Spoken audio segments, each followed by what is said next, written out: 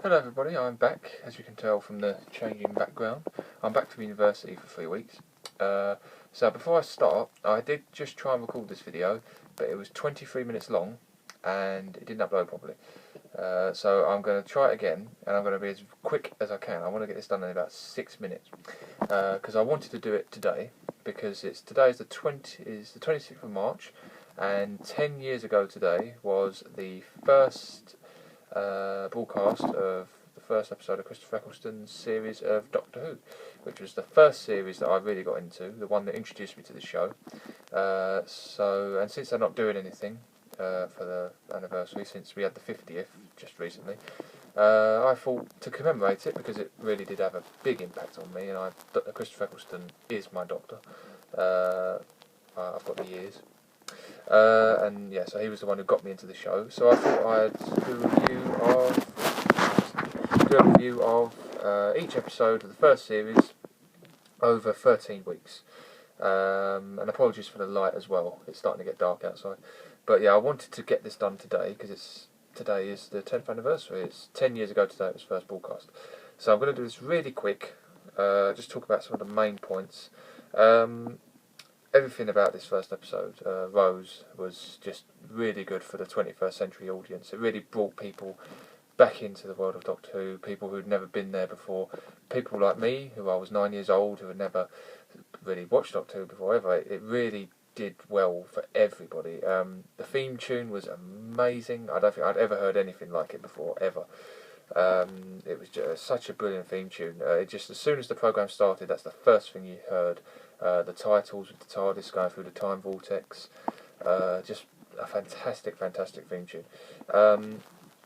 So the acting in this episode is top class. Christopher Eccleston, one of the greatest British actors, does a fantastic job bringing the Doctor back to the screen. Billie Piper, also amazing.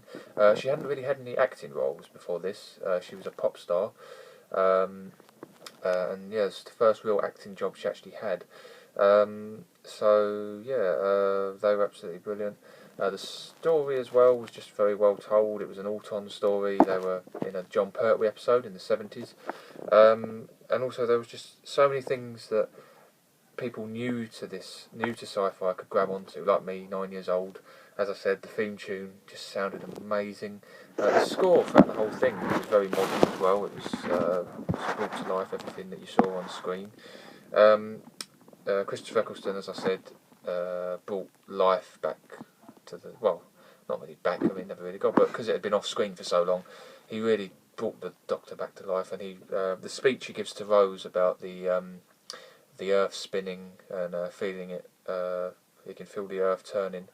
I can't remember exactly how the speech goes, but it's a terrific speech, and that was the moment that you really thought, this is him, this is the Doctor, he's back. And also the line when she says to him, "If you're an alien, why do you sound like you're from the north?" And he goes, "Lots of planets have a north." That's a fantastic line. I love that line. You probably might get that in the classic series.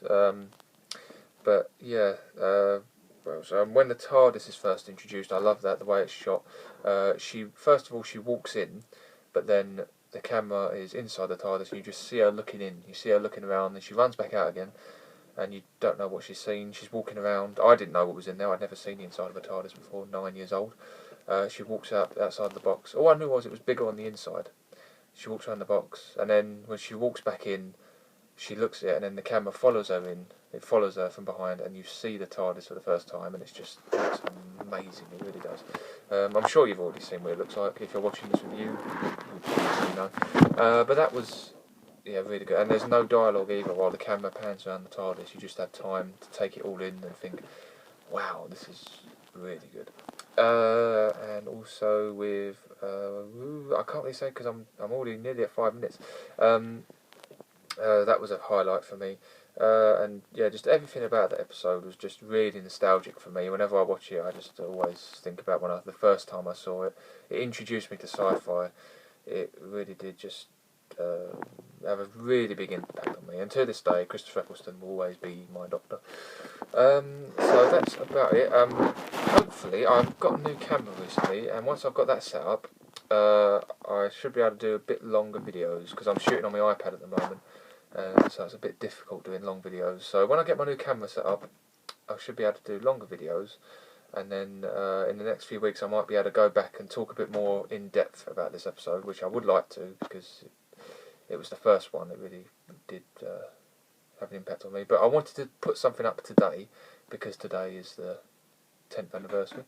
So next week I'll be reviewing, next Thursday, Series 2 Episode 1, which is the end, no, Series 1 Episode 2, sorry, which is the end of the world. And I'll be reviewing every episode of Series 1 every week after that. And hopefully the videos will be longer, because I'll have my new camera set up. So until then, thank you very much for watching. Hope you enjoyed this very brief review.